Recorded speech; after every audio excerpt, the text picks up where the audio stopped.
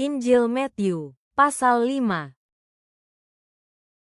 Waktu Yesus melihat orang banyak yang mengikutinya, dia naik ke atas bukit dan duduk di situ.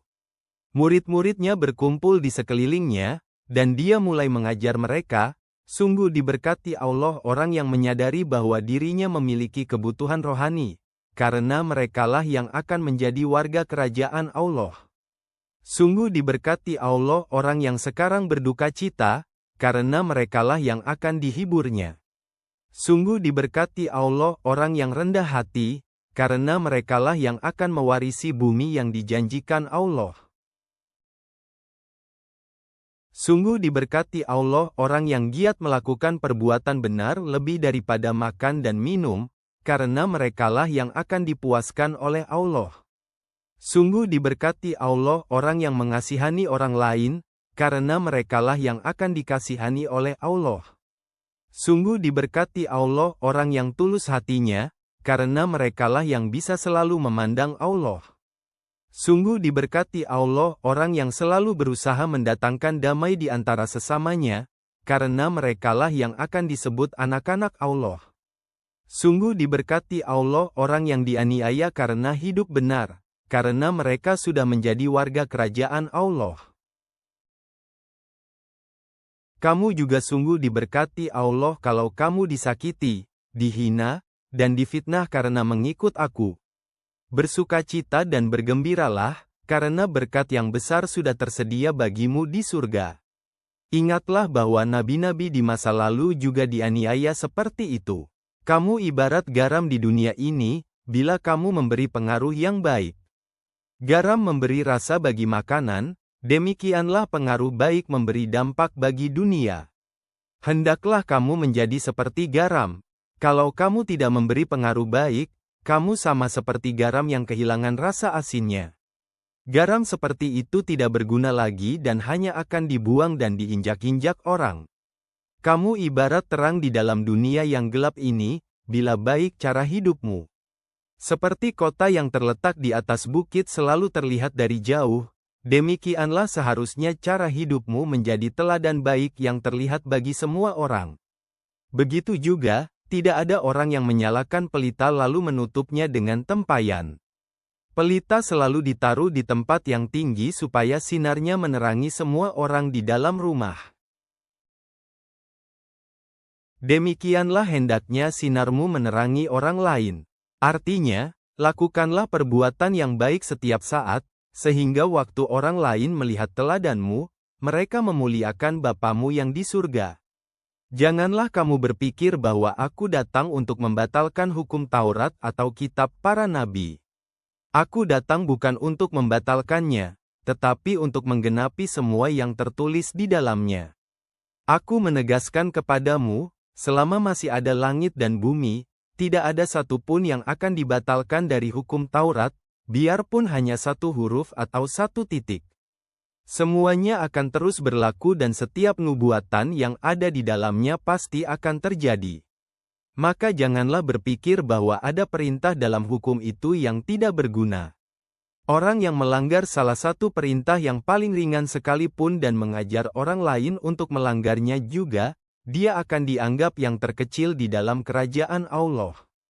Tetapi orang yang melakukan seluruh perintah hukum Taurat dan mengajar orang lain untuk melakukannya juga, dia akan sangat dihormati di dalam kerajaan Allah.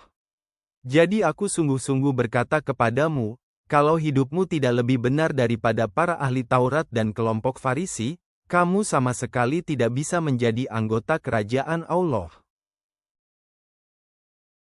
Kita sudah mendengar pengajaran bahwa Musa memberi perintah kepada nenek moyang kita, jangan membunuh, dan siapapun yang membunuh harus diadili dan dihukum. Tetapi aku berkata kepadamu, siapapun yang marah kepada orang lain tanpa alasan yang benar akan dihukum Allah. Siapapun yang menghina orang lain akan menghadap pengadilan Allah. Dan siapapun yang mengatai orang lain, kamu bodoh, pantas dilemparkan ke dalam api neraka. Karena itu, kalau kamu sedang membawa persembahanmu ke mezbah di rumah Allah, dan tiba-tiba kamu teringat bahwa ada orang yang sakit hati kepadamu, tinggalkanlah persembahanmu itu di depan mezbah. Kemudian pergilah kepada orang itu dan pulihkanlah hubunganmu dengan dia. Sesudah itu barulah berikan persembahanmu kepada Allah. Ibaratnya begini, kalau ada orang yang hendak mengadukanmu ke pengadilan, segeralah berusaha menyelesaikan masalahmu dengan lawanmu itu sebelum dia sampai di pengadilan. Karena kalau dia sudah melaporkanmu kepada hakim, maka hakim akan menyerahkanmu kepada petugas penjara, dan kamu akan dipenjara. Aku menegaskan kepadamu, kamu tidak bisa keluar dari penjara itu sampai kamu membayar lunas semua utangmu dan denda yang ditetapkan oleh hakim. Kita sudah mendengar pengajaran bahwa Musa memberi perintah, jangan berzina. Tetapi aku berkata kepadamu, setiap laki-laki yang memandang perempuan dengan hawa nafsu dan membayangkan bersetubuh dengannya, meski hanya dalam pikiran, sesungguhnya dia sudah melakukan dosa zina. Kalau matamu menyebabkan kamu berdosa, sekalipun itu matamu yang paling baik, cungkil dan buanglah matamu itu. Lebih baik kamu kehilangan salah satu anggota tubuhmu daripada kamu dilemparkan ke dalam neraka dengan tubuh yang lengkap. Begitu juga, kalau tanganmu menyebabkan kamu berdosa, sekalipun itu tanganmu yang paling kuat, potong dan buanglah tanganmu itu. Lebih baik kamu kehilangan salah satu anggota tubuhmu daripada kamu dilemparkan ke dalam neraka dengan tubuh yang lengkap. Kita juga sudah mendengar pengajaran tentang perintah Musa yaitu, setiap suami yang menceraikan istrinya harus memberikan surat cerai kepadanya. Tetapi aku berkata kepadamu, satu-satunya alasan seorang suami boleh menceraikan istrinya adalah kalau istrinya itu terbukti berzina. Tetapi kalau istrinya tidak berzina dan suaminya menceraikan dia karena hal lain, berarti suami itu seakan mendorong istrinya untuk berzina. Sebab kalau istri yang diceraikan itu menikah lagi, di hadapan Allah pasangan baru itu dianggap berzina. Setiap laki-laki yang menikah dengan perempuan yang sudah diceraikan juga dianggap berzina di mata Allah. Kita juga sudah mendengar pengajaran bahwa Musa memberikan perintah ini kepada nenek moyang kita, kalau kamu berjanji atas nama Tuhan untuk melakukan sesuatu, jangan sampai kamu tidak menepati janji itu. Tepatilah segala sesuatu yang sudah kamu janjikan dengan menyebut nama Tuhan. Tetapi aku berkata kepadamu, janganlah menyebut apapun sebagai saksi untuk menguatkan sumpahmu. Janganlah menyebut demi surga, karena itu tempat tahta Allah. Jangan menyebut demi bumi, karena bumi merupakan tempat Allah menaruh kakinya ketika dia duduk di atas tahtanya. Jangan pula menyebut demi Yerusalem, karena itu adalah ibu kota Raja Maha Besar. Bahkan tidak boleh menyebut kepalamu sendiri sebagai saksi atas sumpahmu, karena kamu tidak sanggup membuat sehelai pun dari rambutmu menjadi hitam atau putih.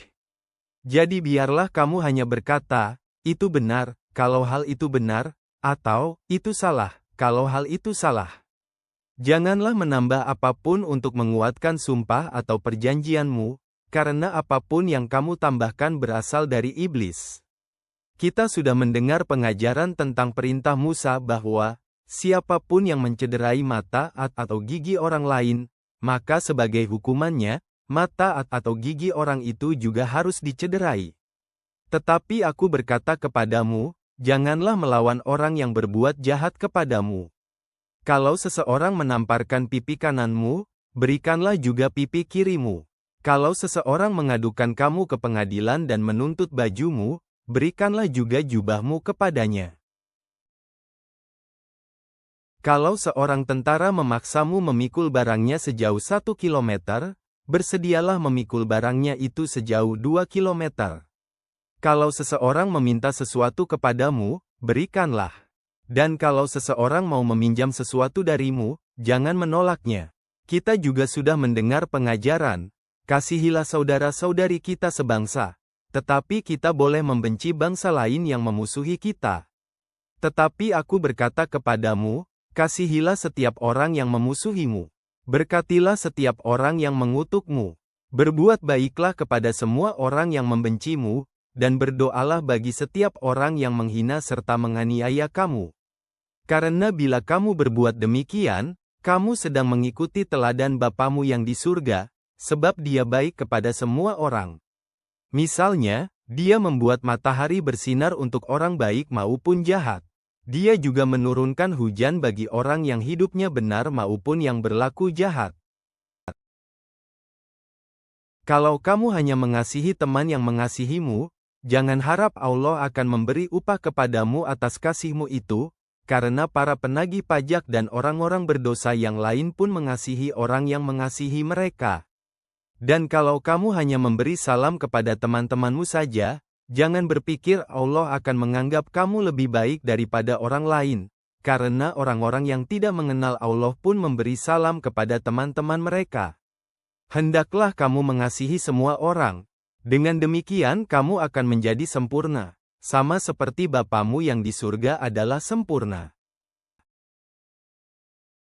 Bapa Surgawi, melalui khotbah di bukit, Engkau menyatakan hati dari kebenaran sejati. Jadikanlah kami miskin di dalam roh, penuh belas kasihan, dan murni di dalam hati. Ajarkan kami untuk mengasihi bahkan musuh-musuh kami dan untuk mencari kerajaan-Mu terlebih dahulu. Biarlah hidup kami bersinar sebagai terang di hadapan orang lain, memuliakan Engkau. Dalam nama Yesus, amin.